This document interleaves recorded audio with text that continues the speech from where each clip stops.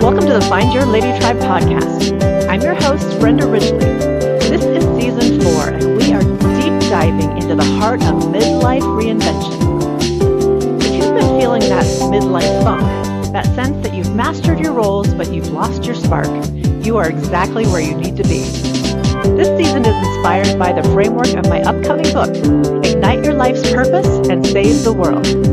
We're going to help you move from autopilot to on fire by hearing from incredible women who have reclaimed their own life force. It's time to stop just going through the motions and start living your next chapter with intention. Let's ignite that spark. Save the world, sister. Hey, everyone. Welcome back to the Find Your Lady Tribe podcast. My name is Brenda Ridgely, and I'm your host. And today I'm super excited to have a guest on. Her name is Osai, and she's got a great, incredible midlife transformation story that she's going to be sharing with us. But first, I'd like to just kind of tell you a little bit about her background. Osai is a business-to-business growth leader with 13 plus years of experience turning events into revenue engines. As a fractional growth marketer and GTM strategist, she has closed accounts and built 100 plus enterprise opportunity pipelines through account-based event strategies, virtual conferences, and personalized engagement programs. She is also the founder of Pocketlings, a brand she began with her 10-year-old daughter when her daughter couldn't find brown plush dolls that look like her. So they co-create dolls and books and facilitate training events for kids. Osai, thank you so much for being here. Welcome. Thank you, Brenda. I'm so excited to be here. Thank you. Awesome. Well, I just want to jump right in because, you are, a younger mother in the midlife scheme, of all the life stuff that we have going on. Women have, careers and kids and family and all the boxes that we check along the way. But you have children at home still, but have already lived a bunch of life and feel very much that you've been through, I think, a number of transitions. And I think it's just important to go to say, because I don't think midlife is a number. We discussed this earlier. Midlife is an experience level. You've checked some boxes, you've gone through some hard stuff. Life has thrown some stuff back at you. And you thought you were on track, and you have to readjust. And that can happen. It does happen several times throughout your life. And I want to hear your story, what you feel like kind of your midlife transformation has occurred so far. So just I'm going to let you start. Yeah. Like you mentioned, I've been through a few of those transitions, but I'd say the most defining one for me was no longer being a lawyer. So my whole life as a kid, I planned to be a lawyer. I looked for the hardest, most prestigious job out there, and that's the one I wanted. And being a lawyer was that for me. So whatever classes I needed to take, I took them. Whatever programs I needed to be a part of, I did that. And then whenever it was time to do like personality tests, I always skewed it towards being a lawyer. Like I needed the results to say lawyer. So it was such a fun experience when I was in high school and things were tough, and some teachers that I felt were being unfair, but in my mind I was always like, when I'm a lawyer, I'm going to show you. And then I went to law school. I even got a scholarship to law school, and that was so exciting because I almost couldn't get in because I couldn't pay for it. Then I got a scholarship, and just like going through everything, like I'm gonna get this. And then I'm in law school and I'm kind of like, oh, I'm not quite sure if this is what I thought it would be. Because like I said, the way I decided was the most prestigious, the one that would pay the most. And I didn't really think about what I would enjoy. And so I was like thinking about contracts and compliance law. And it was just like, yeah, we don't have a lot of Black women in there. So I'm gonna be one of the few Black women, just all of that. And then I get out of law school and I was still going. But then a few things happened. One, we had the financial crises of, I think that was like 2008, Yeah. the housing crisis. So it was so hard. And I was an international student in the US. So it was so hard for me to get a job where they were willing to pay for somebody who is, that there's that additional fee for an international immigration and all of that stuff. So that was challenging. So I got some jobs, but I wasn't as excited about it. And then I started dealing with some depression because I was having this like crises of, is this what I was supposed to do? I'm not quite enjoying it. Is there something else out there for me? And so I decided that I needed to take some time away because it was getting quite serious. And so I was like, I'm just gonna go back home, go to my parents. But what's interesting about that is my parents were not just like across the street. I was in the US, I was in North Carolina at that time, and my parents were in Nigeria. They travel a lot, but they were living in Nigeria. So it meant uprooting from what I was comfortable with for the last couple of years and trying to re-understand living in Nigeria and dealing with the thought that I might never come back to the US. I might be what felt like stuck in Nigeria because there's so much that's different in Nigeria. And because all my education was in the US and I had my bar license and everything, but it was US, I would need to get all that education again and get recertified and everything if I decided I wanted to practice in Nigeria. So it was really scary for me. And then there was that shame and that fear that I had failed. And this is somebody who was always like this big achiever, this doer. Like my brothers would always say, oh, you're the smartest one in our family. My parents were always, oh, you're so smart. You can do anything. And it just felt like I had failed. I cannot do anything. And Let's my talk whole about identity. let's talk about that a little bit because Mm-hmm. you went into law school all gung-ho and excited. Were you getting any external, like shoulds from people, like because you're the smartest and all this, and setting up these expectations for this role that you created for yourself? So what was interesting was that I wasn't getting any you shoulds. Some people would recommend like the medical field. Oh, be a nurse, you'll always have a job, those kinds of things. But being a lawyer was like prestigious enough that people were like, oh, is that what you want to do? Yes, I have respect for you.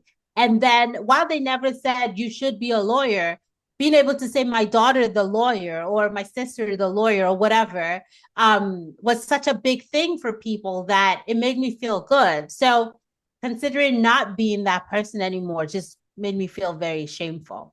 Right. So you totally created this persona for you, and you were really good at it, apparently, and you were, in demand. And you get into the real world, so to say, at a economically challenging time. I remember 2008 very well. Had businesses myself for that time that struggled.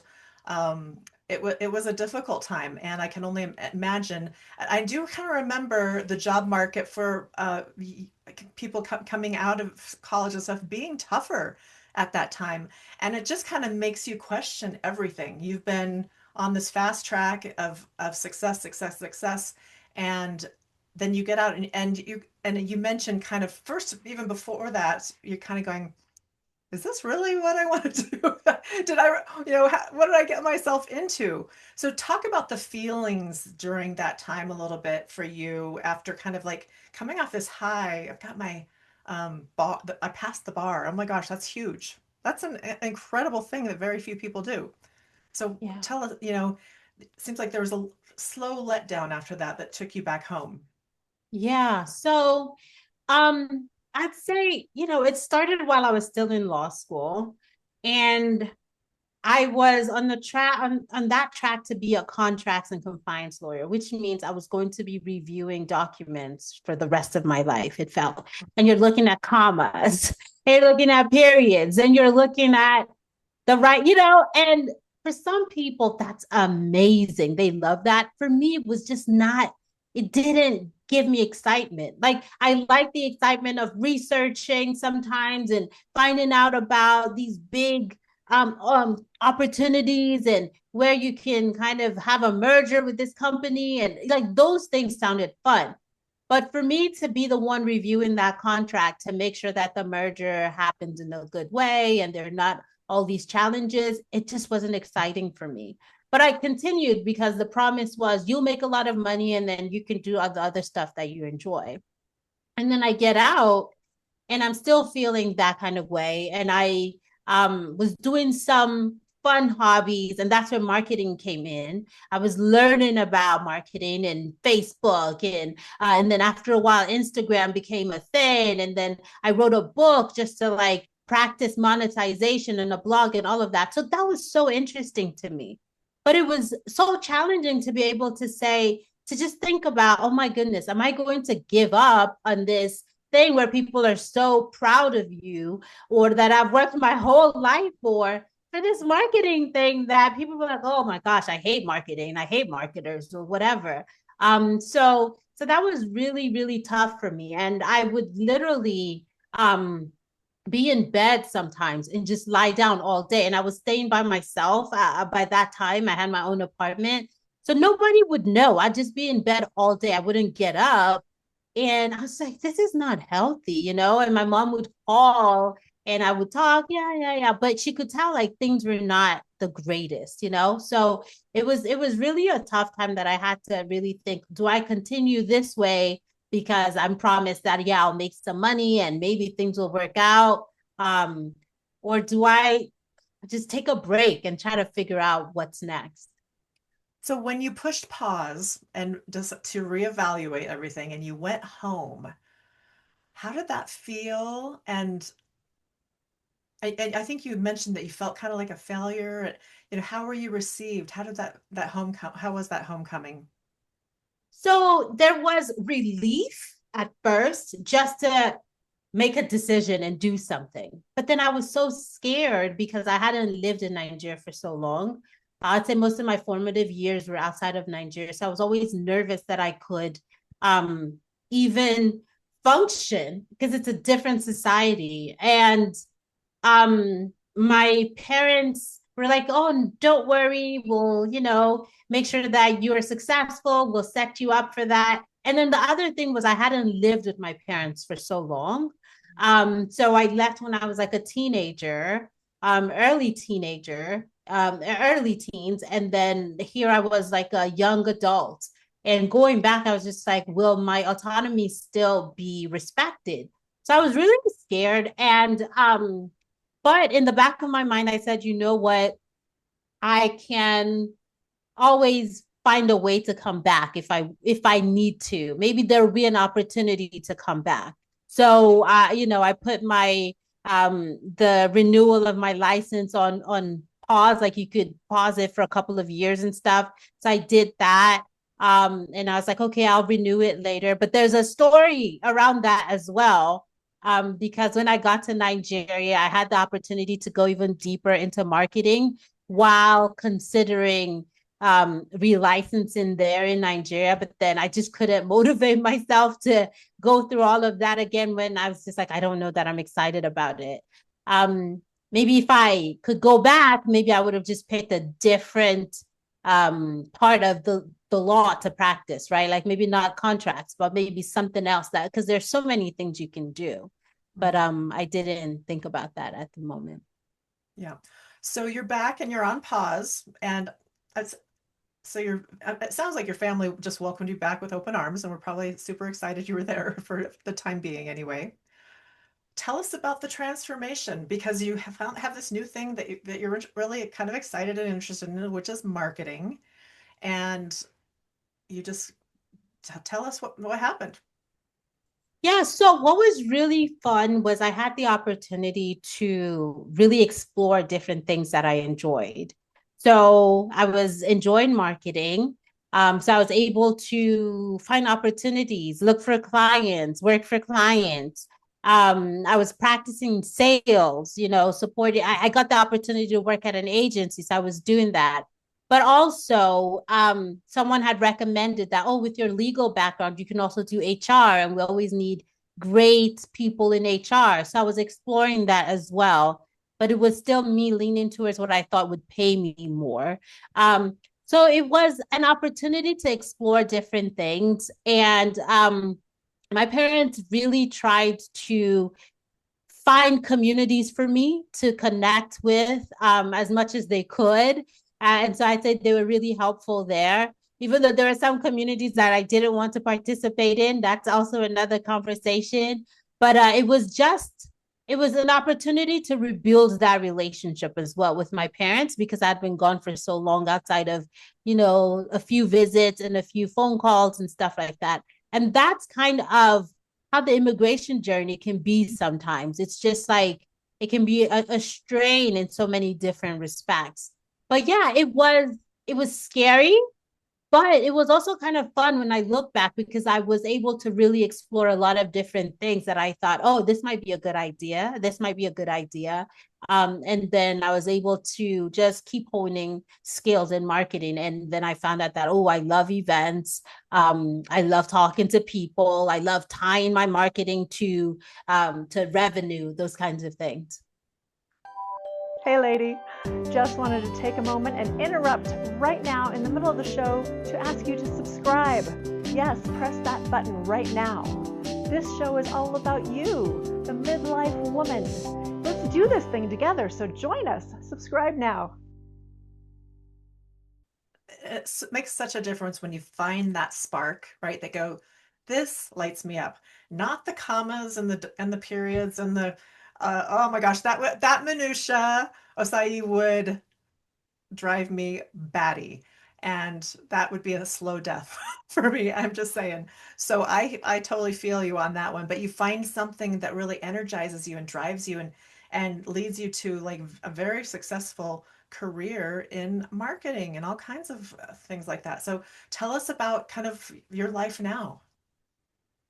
Now I'm just really thankful that I kind of embraced marketing. And there were some steps along the way. Like I tried to go back into legal. I tried to do like a bit of contract law where I got there was an opportunity where you would just be like every time I would try, I'd be like, oh my gosh, but it was always this idea that I can make more money doing this thing and just this fun thing, put it on the side. But then at some point, I kind of just started letting it go and just really enjoyed the process and then realized that, oh, guess what? You can make money as a marketer as well. And so now I've worked in corporate where I am, I'm working full time and I'm an employee. And I've also worked as, with my own business. And it's been so great because as a marketer, I find that I get paid to be creative, which is the most fun thing for me. Like I just get paid to come up with ideas and execute those ideas. I'm like, this is amazing. I get to do this. So it just lights me up. And then now with my daughter's brand that we're working on together, I get to also use those skills and support her and just set her up for success with anything that she wants to do. Oh, so that's so awesome. That's such a great story. And I can't wait to get to the pot. Why am I having trouble with that? I told you I was like I needed to exercise my words today. Pocketlings. Got it, Yeah. right? I can't Mm-hmm. wait to talk about that more, but I kind of want to just mirror back to you in my own experience. I have a master's degree in human resources development, and Okay. yeah, and I worked in that field for 10 years, and there were parts of it that were fantastic, and then there was a lot of minutia also. And towards the end of my career in that area, I had become it was actually gosh, right right before you got out of school, when our company was downsizing regularly, and guess what the HR person gets to do? I was the Oof, terminator for a year. oof, that's No fun. Nobody tough. wanted to see you come into the room, right?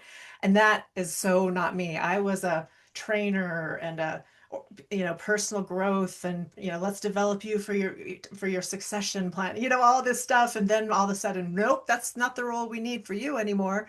You are HR, so this is for you. So anyway, I kind of just when I had my daughter, I was like at leave, I'm like, I'm just not coming back. you Yeah. know and that's a scary thing to say. I have all this education and even experience now, and I'm making significant income that makes a difference for our household, but I am not whole. I am Yeah. feeling I hate every minute of it. So go and again, it took me a few years to muddle through it, but I found a very creative way to express and earn as well. So I feel it, I get it, and I respect your journey. But I do want to talk about your pocketlings.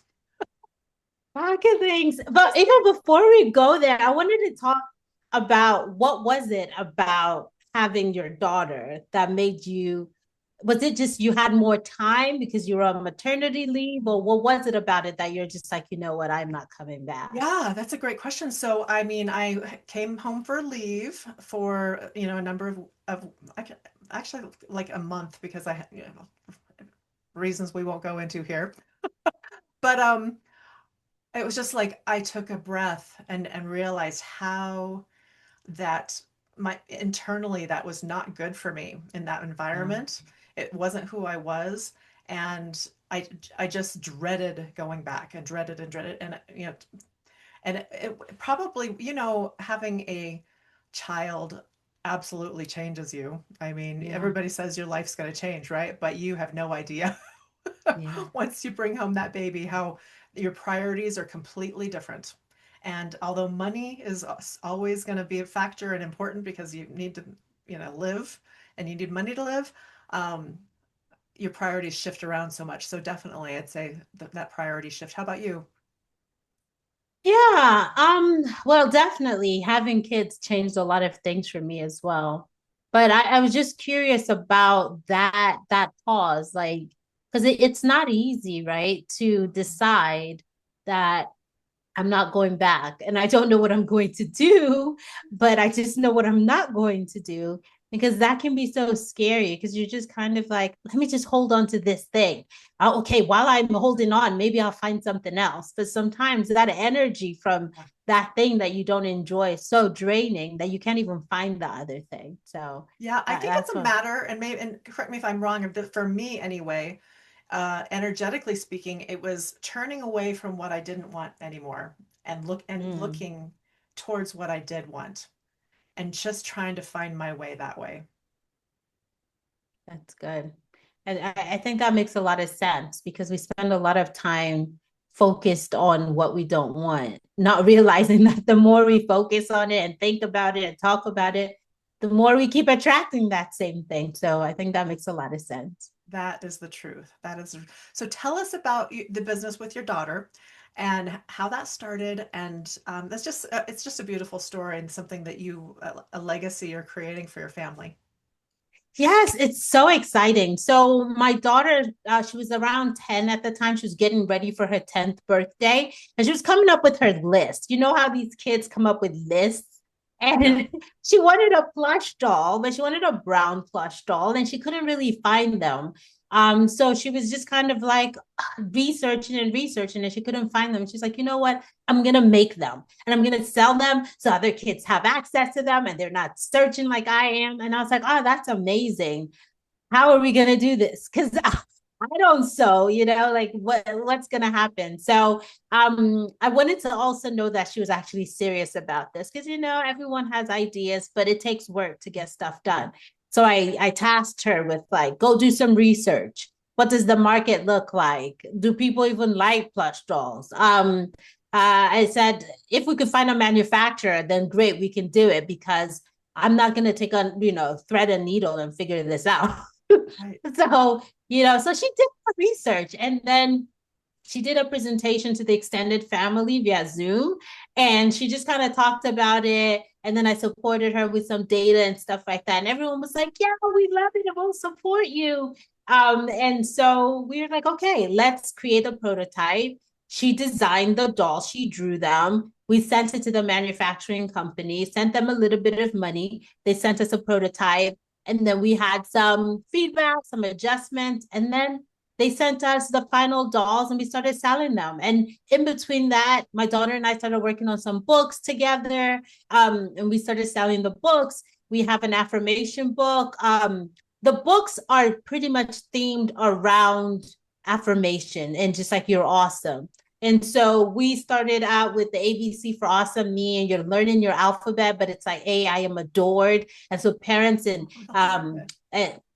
and teachers love it. because they read it to the kids and then the kids start reciting it to themselves later. And so it's so fun, right? It's like, I am adored, I'm brave. And it's amazing. So we really like that. We started going to vendor events. Then we got some grants. And so that was really fun so that we could keep going. Of course, we had some hiccups along the way because all the tariffs and stuff really changed a lot of the plans and all our like cash flow projections changed because of tariffs. So that was interesting. But the grants really helped us with just kind of continuing despite some of those fluctuations. And so that's what we've been doing. And what we've also started doing is now we're doing some entrepreneurship trainings with the library, with community groups, and we train kids on starting their own businesses. And they're around the same age as my daughter. So it's been a lot of fun. It's just so nice to be able to use a skill that you've developed to support your child and just let her know something that I didn't know when I was her age, which is you can make a living doing what you love. And so this is something she loves, designing and drawing. So she gets to do that. And we're in the middle of launching our new book, which is a period tracking journal for tweens.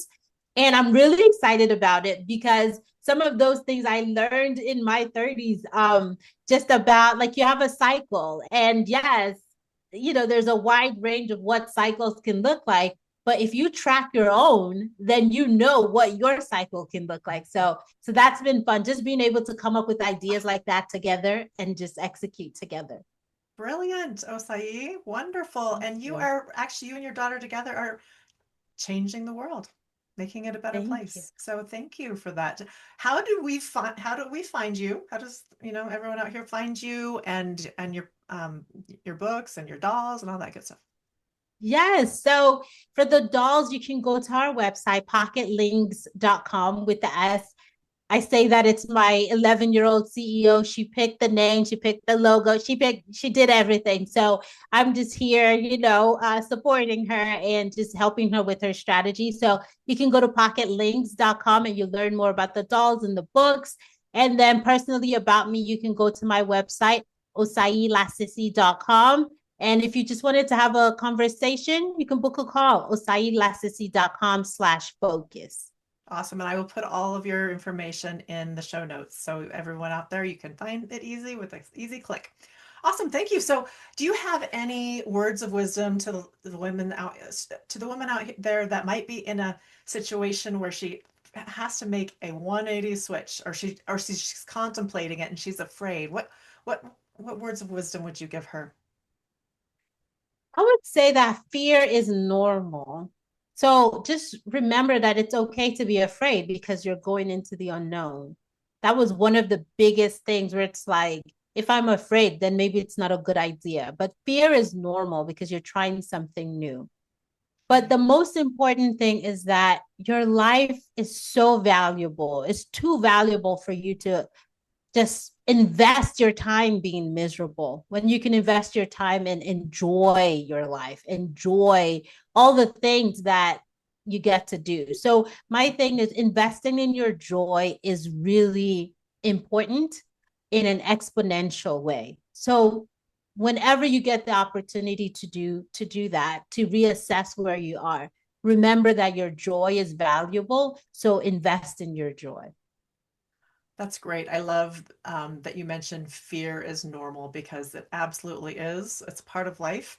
And I heard an acronym once, fear is false evidence appearing real, Yes. right?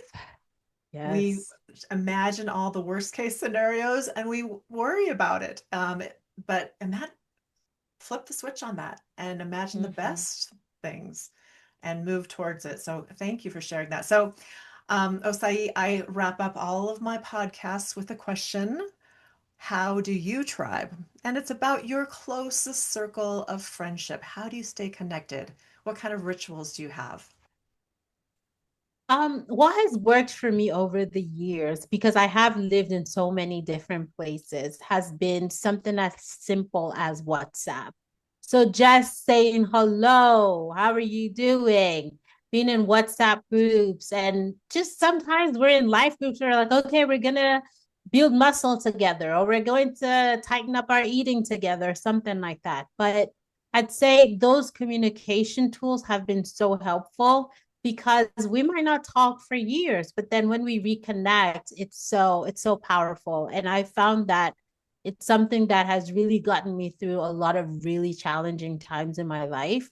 Just being able to say hello. I might not say anything, but just say hello, and somebody's there like, love you, that kind of thing.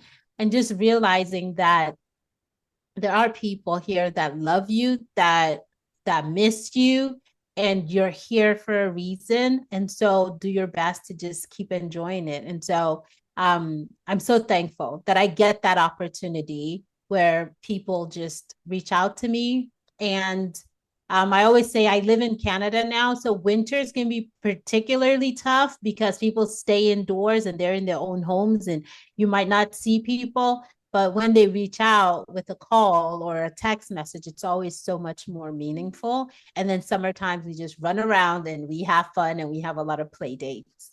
Right. You have to be intentional. You have to, it's just not going to happen organically. You have to be the one to reach out as well, right? Mm, And yeah. keep those connections alive. So thank you, Osai. I really enjoyed our conversation. I think it's very meaningful to our audience to hear your story about, the professional track of the midlife crisis of sorts.